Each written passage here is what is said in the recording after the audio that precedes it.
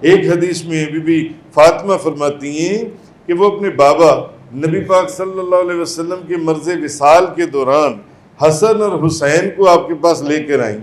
اور آپ be be Fatima فرمانے لگیں یا رسول اللہ میں حسن اور حسین کو لے کر آئی ہوں، اپنی وراثت میں سے ان کو کچھ عطا فرمائیں،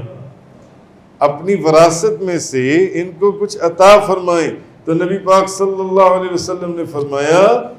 حسن میری ہیبت اور سرداری کا وارث ہے، اور حسین میری جرت اور سخاوت کا وارث ہے۔ جب وہ آئیں، حضرت ابو سعید خدری رضی اللہ تعالیٰ عنہ فرماتے ہیں کہ نبی پاک صلی اللہ علیہ وسلم نے ارشاد فرمایا کہ حسن اور حسین جنتی جوانوں کے سردار ہیں، جنتی جوانوں کے سردار ہیں حسن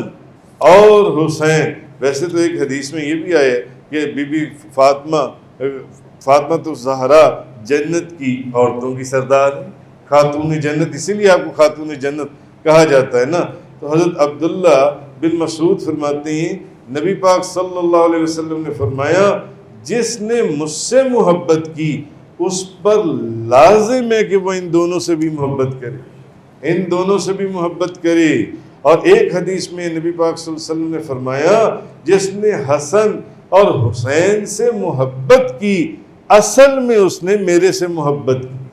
جس نے حسن اور حسین سے، جس نے میرے دونوں بیٹوں سے محبت کی اصل میں اس نے مجھ سے محبت کی۔